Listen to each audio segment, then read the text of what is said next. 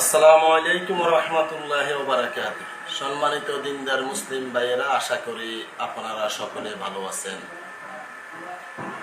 আলহামদুলিল্লাহ, আল্লাহ সুবহানাহু ওয়া তাআলার অশেষ দয়া মেহেরবানিতে আমিও ভালো আছি। সম্মানিত উলামায়ে কেরাম ও দেশবাসী, মুসলিম দিনদার ভাইয়েরা, আজকে আসলে আমি লাইভে এসেছি একটি বিষয় নিয়ে আপনাদের সাথে কিছু কথা বলবো। জাস্ট একটু পরামর্শমূলক কথা অথবা আমার মনের কিছু কথা আমি বলবো। সেটা হলো নির্বাচন। আমাদের দেশে নির্বাচন আসলেই একটা ডামাডোল বেজে যায়। সবাই নিজেকে সৎ, যোগ্য, আল্লাহওয়ালা, ফরজকার দাবি করার জন্য উঠে পড়ে লেগে যায়। সবাই নিজেকে আল্লাহওয়ালা, সৎ এবং যোগ্য ব্যক্তি হিসেবে উপস্থাপন করার চেষ্টা করে, কিন্তু ভোটের আগে অথবা ভোটের পরে এইসব লোকদের আর দেখা যায় না। এরা কি সৎ না অসৎ, জনদরদি না মানব দরদি, কিছুই বোঝা যায় না। উপরন্ত আরেকটি বিষয় হলো, বাংলাদেশে যে নির্বাচন ব্যবস্থা অথবা নির্বাচন পদ্ধতি আছে, এটি হলো আসলে একটা কুফরি এবং গণতান্ত্রিক কুফরি পদ্ধতি। এই গণতান্ত্রিক কুফরি পদ্ধতিতে আমরা সকলেই নির্বাচনে প্রার্থী হয়। যারা যারা নির্বাচনে প্রার্থী হয় তারা সকলেই নিজেদেরকে আল্লাহওয়ালা, ফরজকার, মুত্তাকি হিসাবে সবাই নিজেদেরকে উপস্থাপন করে, সৎ ব্যক্তি হিসাবে উপস্থাপন করে। আবার আরেকটা আছে, যেরকম নারীদেরকে আল্লাহ সুবহানাহু ওয়া তাআলা ভোটার অধিকার অথবা গার্ডিয়ান হওয়ার অধিকার আল্লাহ সুবহানাহু ওয়া তাআলা ইসলামের এমনি। ইসলামের নারীদেরকে গার্ডিয়ান হওয়ার জন্য যে অধিকার, সেই অধিকার আল্লাহ সুবহানাহু ওয়া তাআলা মহিলাদেরকে দেন নাই। আবার সাক্ষী নেওয়ার ব্যাপারে বলছে, মহিলাদের 3 জন মহিলা অথবা 2 জন মহিলার সাক্ষী একজন পুরুষের সমান। কিন্তু আমরা যখন নির্বাচন আসে তখন আমরা সকলেই পুরুষদের পাশাপাশি মহিলাদের কাছেও যাই। কুফরি পদ্ধতির সিস্টেমে হলো, একটি পুরুষের ভোটের যত দাম একটা মহিলার ভোটেরও একই দাম। একটা পাগল, মেন্টাল, মদখোর, জিনাখোর, দুশ্চরিত্র ব্যক্তির ভোটের যেই মূল্য, একজন পরিষ্কার, আল্লাহওয়ালা, সৎ, বুদ্ধিমান ব্যক্তির ভোটেরও একই মূল্য। এর মধ্যে আমাদের দেশে অন্যান্য লোকদের চেয়ে মূর্খ যারা বাংলা শিক্ষিত, ইসলাম সম্বন্ধে যাদের ভালো কোনো ধারণা নেই, তাদের চেয়ে আমাদের দেশের যারা নিজেদেরকে আলেম বলে দাবি করে, মুফতি, তথাকথিত এই আলেমগুলা অ্যাডভান্স, একটু এগিয়ে আছেন। সেটা হলো কি, একজন আলেম যখন ভোটের জন্য প্রার্থী হয়, তথাকথিত আলেম, এরা কিন্তু আল্লাহ রাসূল সাল্লাল্লাহু আলাইহি সাল্লাম যে আল উলামা ওয়ারাসাতুল আম্বিয়া বলছেন, এরা কিন্তু সেই আল উলামা ওয়ারাসাতুল আম্বিয়া না, তারা হলো আল উলামা ওয়ারাসাতুল শয়তান বলা যায়। এরা যখন ভোটের জন্য প্রার্থী হয় তখন এরা কোরআন এবং সহিহ হাদিসের অনেক আয়াতের অপব্যাখ্যা করে, হাদিসের অপব্যাখ্যা করে, নিজেদের মন গড়া ইহুদি খ্রিস্টানদের মতো নিজেদের মন গড়া ফতুয়া দিতে থাকে। এখন আপনারা বলবেন, এটা আবার কেমন কথা যে হুজুরেরা মন গড়া ফতুয়া দেয়, এটা আবার কেমন কথা? এটা হলো, দেখেন, এরা নির্বাচন করে কুফরি পদ্ধতিতে, হারাম কুফরি একটা পদ্ধতিতে নির্বাচন করে। আর নির্বাচনে যখন প্রার্থী হয় এরা তখন বলে, আমাকে ভোট দেন, আল্লাহ খুশি হবে, আমারে ভোট দেন, রাসূল খুশি হবে, আমাকে ভোট দিলে আপনার পবিত্র আলামত রক্ষা পাবে, এই পাবে, সেই পাবে। ইসলামের নামে অনেক ধরনের আজগুবি মিথ্যা কথা এই হুজুরগুলা, এই তথাকথিত আলেমগুলা বলে। তারা আরো বলে আমরা তো ভোট করি না, আমরা জিহাদ করি, আমরা এইটা করি, আমরা সেটা করি।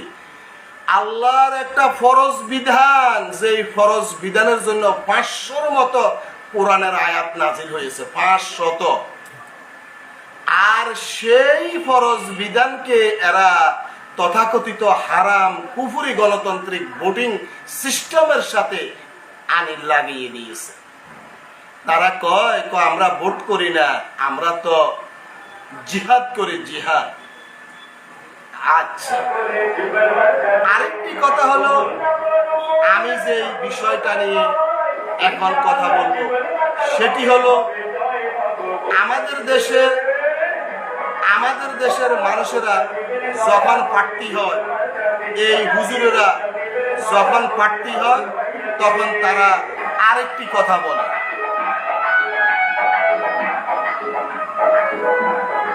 এই হুজুরেরা আরেকটি কথা বলে যে আমরা সৎ চরিত্র, আমাদেরকে ভোট দিলে আল্লাহ খুশি হবে, আল্লাহ রাসূল খুশি হবে। তারপরে এরা আবার বলে যে আমি স্বপ্নে দেখছি আমি এবার জিতে গেছি। কোথায় স্বপ্ন দেখছেন? মক্কা মদিনায় গিয়ে। সাধারণ মানুষ, যারা সাধারণ নিরীহ মানুষ, দিন সম্বন্ধে ভালো জ্ঞান নাই, দিন বুঝে না, আল্লাহ ইসলামকে মহব্বত করে, আল্লাহকে মহব্বত করে, আল্লাহ রাসূলকে মহব্বত করে, এই লোকগুলাকে ধোঁকা দেওয়ার জন্য বিভিন্ন আজগুবি কথা বলে। তারপরে আবার কি বলে?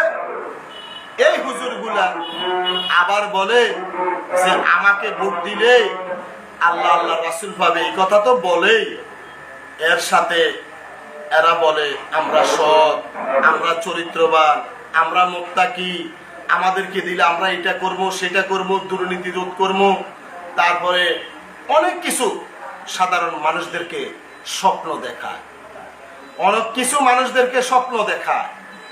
এখন আমার কথা হলো, সম্মানিত দেশবাসী, ওলামায়ে কেরাম, আপনারা যারা আছেন, এই লোকগুলা জাতির জন্য এই নির্বাচনের আগে এমন কি কাজ করলো, যে কাজের কারণে আমরা ভাবতে পারি যে এরা সৎ, এরা চরিত্রবান, এরা জনদরদি, এরা আমাদের জাতির উপকার করবে।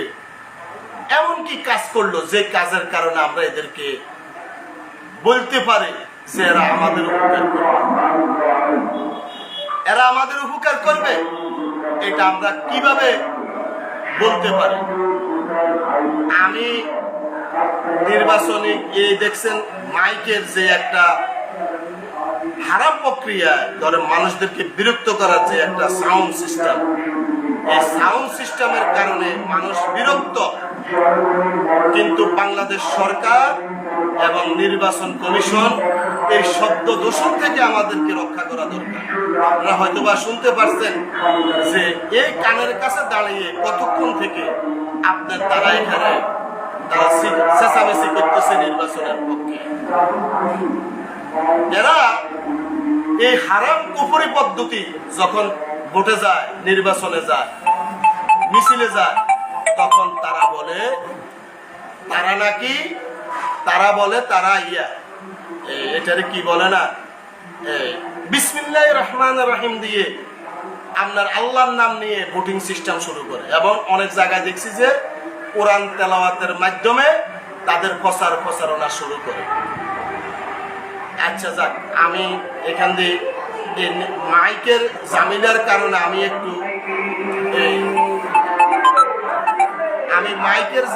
কারণে আমি একটু কথারে ঘুরাইতেছি, পেঁচাইতেছি। আমি আরেকটা কথা বলতেছি, সেটা হলো, সম্মানিত ভাইয়েরা, একটু লক্ষ্য করুন, আজকে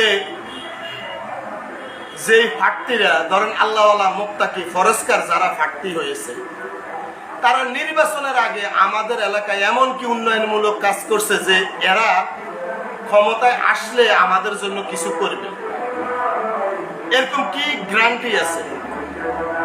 আল্লাহ রাসূল সাল্লাল্লাহু আলাইহি সাল্লাম মক্কা এবং মদিনাতে দাওয়াতি কাজ করেছেন। সমাজ সংস্কারের কাজ করেছেন। আল্লাহ রাসূল সাল্লাল্লাহু আলাইহি সাল্লাম নেতা হবেন, রাষ্ট্রপ্রধান হবেন, এগুলা কল্পনাই করেন নাই। কিন্তু মদিনায়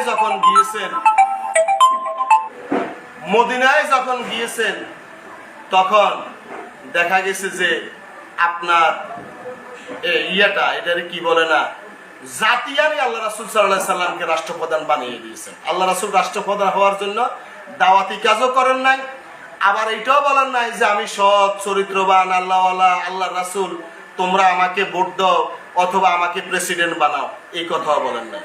কিন্তু আমাদের দেশের হুজুরেরা আগে নিজে ফাটতি হয় জনগণের দ্বারে দ্বারে ঘুরে বলে আমি সৎ চরিত্রবান আল্লাহওয়ালা মুত্তাকি, আমাকে ভোট দেন, দিলে আমি এইটা করবো সেটা করবো, উল্টে পেলাম, অনেক কথা এই হুজুরগুলা বলে। এখন আমি জাতির কাছে প্রশ্ন করতে চাই, নির্বাচনের আগে এই হুজুরগুলা এমনকি সমাজ সংস্কারের কাজ করেছে যে কাজের কারণে আমরা এদের প্রতি আত্মবিশ্বাস রাখতে পারি। এরা তো কোনোদিনও জাতির কল্যাণে কোনো কাজ করে নাই।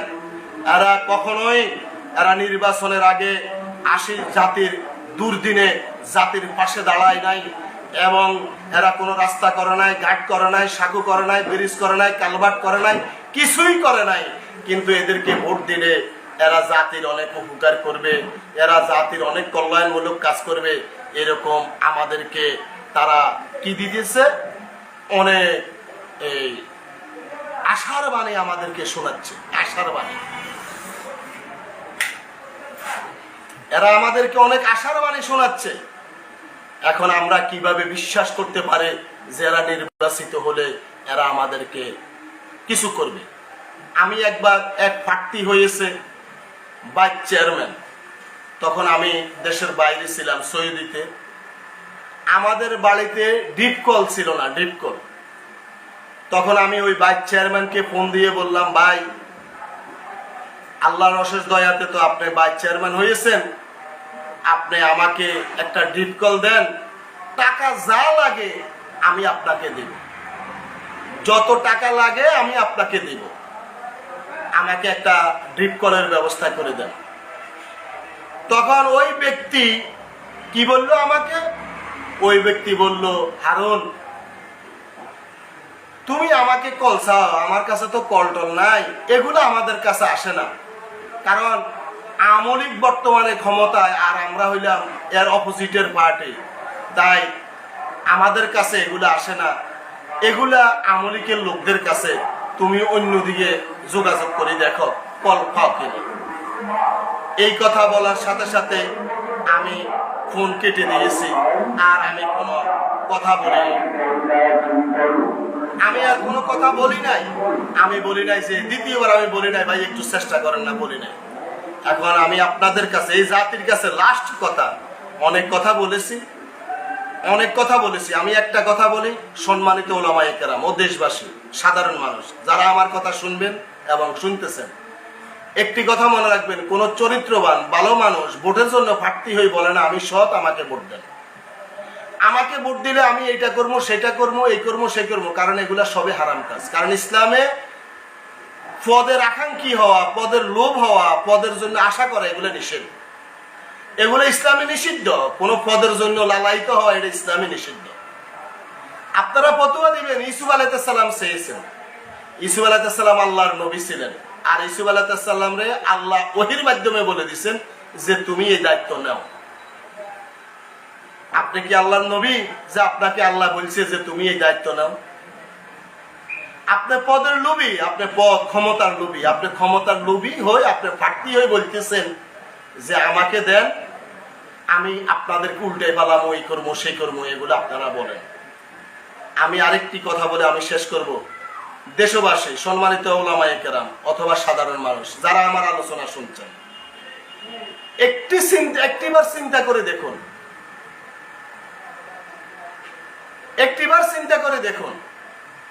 আপনি এমন একটা ব্যক্তিকে ভোট দিলেন, ধরেন আপনার একটা অসুবিধা, একটা কলের জন্য গেলেন, একবার ট্রেনের জন্য গেলেন, অথবা আপনার বাড়ির সামনে পোল নাই, পোলের জন্য গেলেন, একটা সাঁকুর জন্য গেলেন, আপনার মেয়ের বিয়ের জন্য গেলেন, কিছু সহযোগিতার জন্য, অথবা আপনার বাড়ির সামনে রাস্তা, আপনার বাড়ির সামনে রাস্তা করতে হবে, রাস্তার জন্য গেলেন, কিন্তু ওই রাস্তা করা অবস্থাতে আপনি যখন এই রাস্তার আবেদন নিয়ে চেয়ারম্যানের কাছে যাবেন, উপজেলা চেয়ারম্যানের কাছে অথবা ইউনিয়ন পরিষদ অথবা এমপি সাহেবের কাছে, যদি তারা বলে ভাই এখন আমলিক ক্ষমতায়, আমরা তো এর অপোজিটের প্রার্থী, আমরা নির্বাচিত হয়েছি, আমরা নির্বাচিত হয়েছি,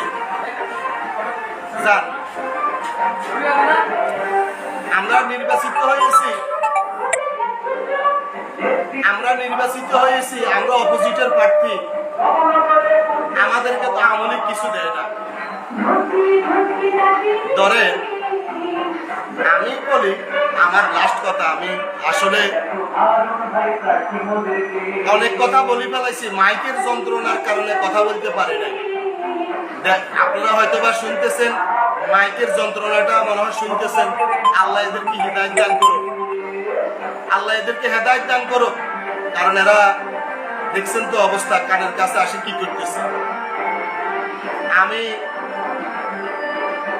একটি কথা বলে আমি শেষ করব। সম্মানিত দেশবাসী, আপনি এমন একটা ব্যক্তিকে ভোট দিলেন, ওই ব্যক্তির কাছে কোনো একটা কিছুর আবেদন নিয়ে যখন যাবেন, তখন সে যদি বলে ভাই আমি তো আমলিকের প্রার্থী না, আমি তো বাইরে থেকে হয়েছি, বিরোধী দল থেকে হয়েছি, আমলিক আমার অপোজিটের পার্টি, এমপি আমার অপোজিটের পার্টি, তাই আমার আমলিক অথবা এমপি তো কিছু দেয় না, আমার কাছে কিছু নাই, আপনি আপনার চিন্তা করেন, আপনি আপনার চেষ্টা করেন, আমার কাছে আইয়েন না, আমার কাছে কিছুই নাই। কারণ এটা সাবেক বাস্তব অভিজ্ঞতা আছে, বাস্তব অভিজ্ঞতা। তাই আমি দেশবাসীকে অনুরোধ করব, এমন কোন ব্যক্তিকে ভোট দিবেন না যে ব্যক্তির কাছে আপনার কষ্ট নিয়ে গেলে, আপনার প্রয়োজন নিয়ে গেলে সে বলবে যে আমার কাছে কিছুই নাই, আমাকে এমপি অথবা প্রধানমন্ত্রী আমাকে কিছু দেয় না, আমাকে এমপি এবং প্রধানমন্ত্রী কিছু দেয় না। এরকম কোন ব্যক্তি এইরকম কথা বলেন না কোন ব্যক্তির কাছে, তাদেরকে এই দায়িত্বশীলের বৈঠকে চেয়ারে বসাবেন না। আর যারা নিজেদেরকে বেশি সৎ, আল্লাহওয়ালা, মুত্তাকি বলে দাবি করে ভোটে দাঁড়িয়ে, আমি অনুরোধ করব আপনারা এইসব লোকদের থেকে সাবধানতা অবলম্বন করবেন। আর যারা বেশি বেশি করে আল্লাহর নাম নেয়, এসব কুফরি হারাম কাজে এসে মনে করবেন তারা এক নম্বর মিথ্যাবাদী, এদের থেকে দূরে থাকবেন। কারণ আমার মনে হয় আর এমন সময় আসতে পারে যে এই হুজুরেরা জিনা করে এই কথা কইব যে ইসলামিক জিনা, যেরকম কুফরি পদ্ধতিতে নির্বাচনে আসি বলে যে আমি জেহাদ করতেছি, আমাকে ভোট দিলে আমানত হবে, এইটা হবে সেইটা হবে। আমার তো মনে হয় এরা নির্বাচন করবে অথবা জিনা করবে, জিনাতে আসি কইব কি কইবে এটা ইসলামী জিনা, অথবা মদ খাইবে, মদ খাই কইবে এটা ইসলামিক মদ। আর এরা তো খায় মদ, এরা তো মদ খায়, এরা ধরেন মদের মতন এই যে আছে না আপনার মদ, জর্দা তো মুট করি খায় এই হুজুর গুলা। তাই জাতি সাবধান হন, জাতি আপনারা সাবধানতা অবলম্বন করুন, যে যাদের কারণে আমরা আমাদের দেশে ইসলাম নাই, ইসলাম প্রতিষ্ঠিত নাই, আমাদের তাওহীদ নাই, রাষ্ট্রীয়ভাবে ইনসাফ নাই। তাই মোটামুটি এমন লোককে ভোট দিবেন, যেই লোককে ভোট দিলে আমরা কিছু পাইতে পারি, আমার কষ্টের কথা যাই বললে সে শুনবে এবং আমাকে কিছু সহযোগিতা করবে।